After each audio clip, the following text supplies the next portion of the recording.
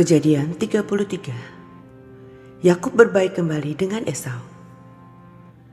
Yakub pun melayangkan pandangannya, lalu dilihatnyalah Esau datang dengan diiringi oleh 400 orang.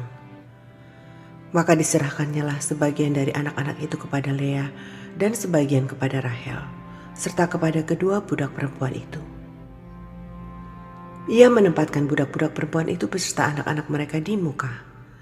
Lea beserta anak-anaknya di belakang mereka, dan Rahel beserta Yusuf di belakang sekali. Dan ia sendiri berjalan di depan mereka, dan ia sujud sampai ke tanah 7 kali, hingga ia sampai ke dekat kakaknya itu. Tetapi Esau berlari mendapatkan dia, didekapnya dia, dipeluk lehernya, dan diciumnya dia. Lalu bertangis-tangisanlah mereka. Kemudian Esau melayangkan pandangannya, dilihatnyalah perempuan-perempuan dan anak-anak itu. Lalu ia bertanya, "Siapakah orang-orang yang beserta engkau itu?"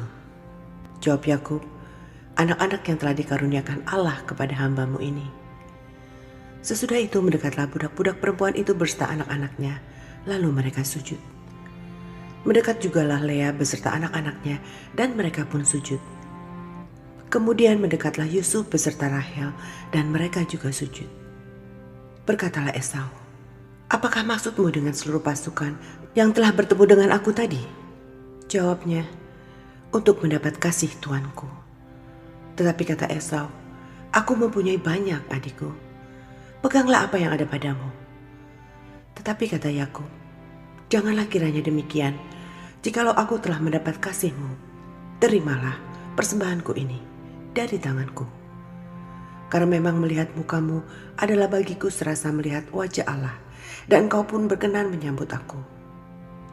Terimalah kiranya pemberian tanda salamku ini, yang telah kubawa kepadamu, sebab Allah telah memberi karunia kepadaku, dan aku pun mempunyai segala-galanya."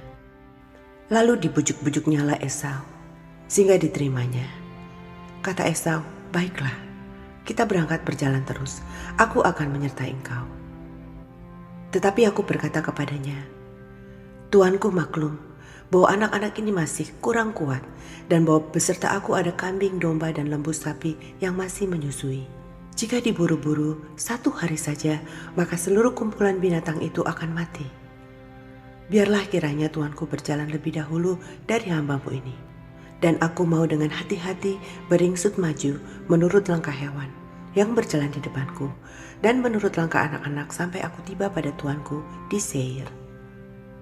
Lalu kata Esau, "Kalau begitu, baiklah, kutinggalkan padamu beberapa orang dari pengiringku."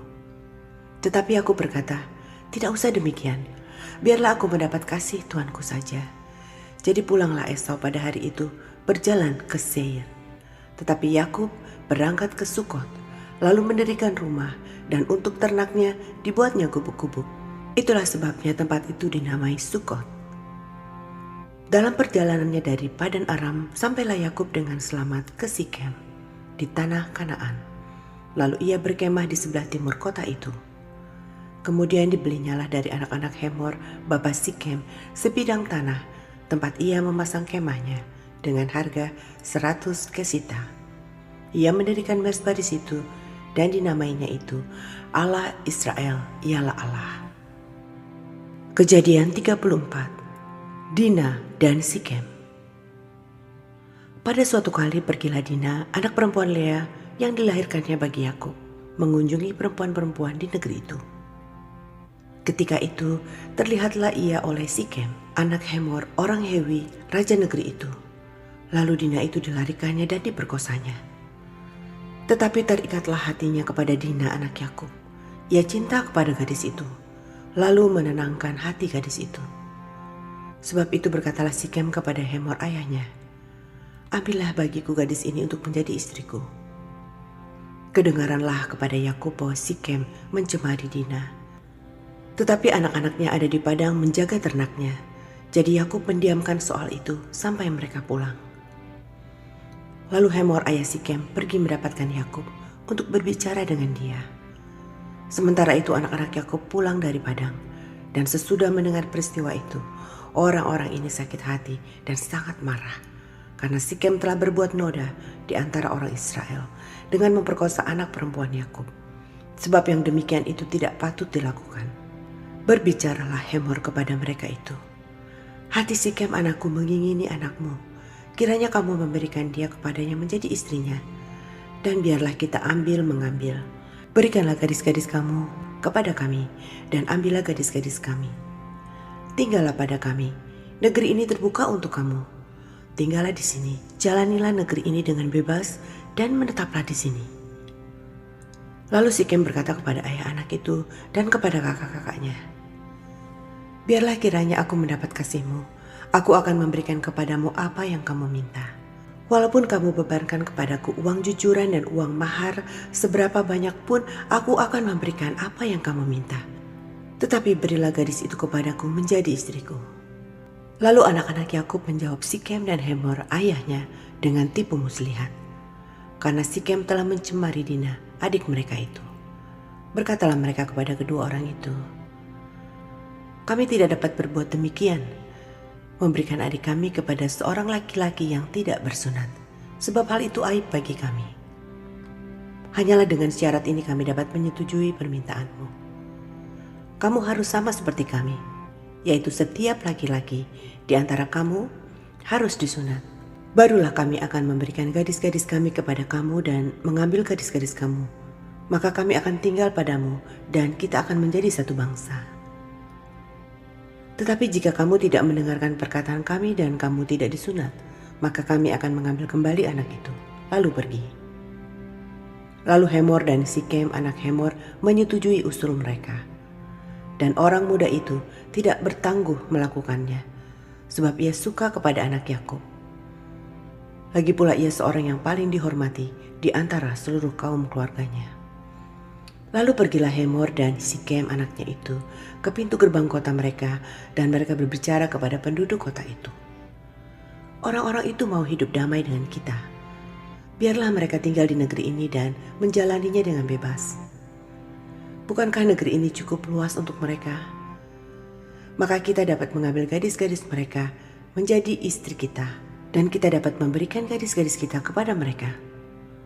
Namun hanya dengan syarat ini orang-orang itu setuju tinggal bersama-sama dengan kita. Sehingga kita menjadi satu bangsa, yaitu setiap laki-laki di antara kita harus disunat, seperti mereka bersunat. Ternak mereka, harta benda mereka, dan segala hewan mereka, bukankah semuanya itu akan menjadi milik kita? Hanya biarlah kita menyetujui permintaan mereka, sehingga mereka tetap tinggal pada kita. Maka usul Hemor dan Sikem anaknya itu didengarkan oleh semua orang yang datang berkumpul di pintu gerbang kota itu.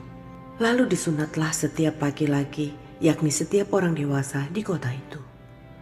Pada hari ketiga, ketika mereka sedang menderita kesakitan, datanglah dua orang anak Yakub, yaitu Simeon dan Lewi, kakak-kakak Dina. Setelah masing-masing mengambil pedangnya, menyerang kota itu dengan tidak takut-takut, serta membunuh setiap laki-laki. Juga Hemor dan Sikem anaknya dibunuh mereka dengan mata pedang, dan mereka mengambil Dina dari rumah Sikem lalu pergi.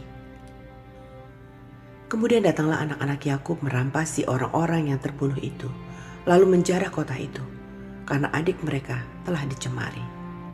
Kambing dombanya dan lembu sapinya, keledainya, dan segala yang ada di dalam dan di luar kota itu dibawa mereka. Segala kekayaannya, semua anaknya dan perempuannya ditawan dan dijarah mereka, juga seluruhnya yang ada di rumah-rumah. Yakub berkata kepada Simeon dan Lewi, kamu telah mencelakakan aku dengan membusukkan namaku kepada penduduk negeri ini, kepada orang Kanaan dan orang Feris, padahal kita ini hanya sedikit jumlahnya. Apabila mereka bersekutu melawan kita, tentulah mereka akan memukul kita kalah, dan kita akan dipunahkan, aku beserta seisi rumahku. Tetapi jawab mereka, mengapa adik kita diperlakukannya sebagai seorang perempuan sundal? Kejadian 35. Yakub di Betel untuk kedua kalinya. Allah berfirman kepada Yakub, bersiaplah, pergilah ke Betel, tinggallah di situ, dan buatlah di situ mezbah bagi Allah yang telah menampakkan diri kepadamu, ketika engkau lari dari Esau kakakmu. Lalu berkatalah Yakub kepada seisi rumahnya dan kepada semua orang yang bersama-sama dengan dia, Jauhkanlah dewa-dewa asing yang ada di tengah-tengah kamu. Tahirkanlah dirimu dan tukarlah pakaianmu. Marilah kita bersiap dan pergi ke Betel. Aku akan membuat mezbah di situ bagi Allah yang telah menjawab aku pada masa kesesakanku dan yang telah menyertai aku di jalan yang kutempuh. Mereka menyerahkan kepada Yakub segala dewa asing yang dipunyai mereka dan anting-anting yang ada pada telinga mereka. Lalu Yakub menanamnya di bawah pohon besar yang di dekat Sikem. Sesudah itu berangkatlah mereka, dan kedahsyatan yang dari Allah meliputi kota-kota sekeliling mereka, sehingga anak-anak Yakub tidak dikejar. Lalu sampailah Yakub ke Luz yang di tanah Kanaan, yaitu Betel. Ia dan semua orang yang bersama-sama dengan dia. Didirikannya mezbah di situ dan dinamainyalah tempat itu El Betel, karena Allah telah menyatakan diri kepadanya di situ ketika ia lari terhadap kakaknya. Ketika Deborah inang pengasuh Ribka mati, dikuburkannya lah ia di sebelah hilir Betel di bawah pohon besar yang dinamai orang pohon besar penangisan. Setelah Yakub datang dari Padan Aram, maka Allah menampakkan diri pula kepadanya dan memberkati dia. Firman Allah kepadanya, "Namamu Yakub, dari sekarang namamu bukan lagi Yakub, melainkan Israel. Itulah yang akan menjadi namamu." Maka Allah menamai dia Israel. Lagi firman Allah kepadanya, "Akulah Allah yang Maha Kuasa. Beranak cuculah dan bertambah banyak, satu bangsa, bahkan sekumpulan bangsa-bangsa akan terjadi daripadamu dan raja-raja akan berasal daripadamu. Dan negeri ini yang telah kuberikan kepada Abraham dan kepada Ishak akan kuberikan kepadamu dan juga kepada keturunanmu." Lalu naiklah Allah meninggalkan Yakub dari tempat ia berfirman kepadanya. Kemudian Yakub mendirikan tugu di tempat itu, yakni tugu batu. Ia mempersembahkan korban curahan dan menuangkan minyak di atasnya. Yakub menamai tempat di mana Allah telah berfirman kepadanya, Betel. Kelahiran Binyamin, Rahel mati. Sesudah itu berangkatlah mereka dari Betel, ketika mereka tidak berapa jauh lagi dari Efrata. Bersalinlah Rahel, dan bersalinnya itu sangat sukar. Sedang ia sangat sukar bersalin, berkatalah bidan kepadanya, "Janganlah takut, sekali ini pun anak laki-laki yang kau dapat." Dan ketika ia hendak menghembuskan nafas, sebab ia mati kemudian, diberikannya nama Ben-Oni kepada anak itu, tetapi ayahnya menamainya Benyamin. Demikianlah Rahel mati. Lalu ia dikuburkan di sisi jalan ke Efrata, yaitu Bethlehem. Yakub mendirikan tugu di atas kuburnya. Itulah tugu kubur Rahel sampai sekarang. Sesudah itu berangkatlah Israel. Lalu ia memasang kemahnya di seberang Migdal Eder. Ketika Israel diam di negeri ini, terjadilah bahwa Ruben sampai tidur dengan Bilha, kundik ayahnya. Dan kedengaranlah hal itu kepada Israel. Anak-anak Yakub, Ishak mati. Adapun anak-anak lelaki Yakub 12 orang jumlahnya. Anak-anak Lea ialah Ruben, anak sulung Yakub, kemudian Simeon, Lewi, Yehuda, Isakar, dan Zebulon. Anak-anak Rahel ialah Yusuf dan Binyamin. Dan anak-anak Bilha, budak perempuan Rahel ialah Dan serta Naftali. Dan anak-anak Silpa, budak perempuan Lea, ialah Gad dan Asher.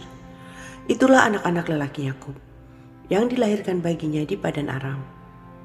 Lalu sampailah Yakub kepada Ishak ayahnya, di Mamre, dekat Kiryat Arba. Itulah Hebron, tempat Abraham dan Ishak tinggal sebagai orang asing. Adapun umur Ishak 180 tahun. Lalu meninggallah Ishak. Ia mati dan dikumpulkan kepada kaum leluhurnya. Ia tua dan suntuk umur. Maka Esau dan Yakub anak-anaknya itu menguburkan dia.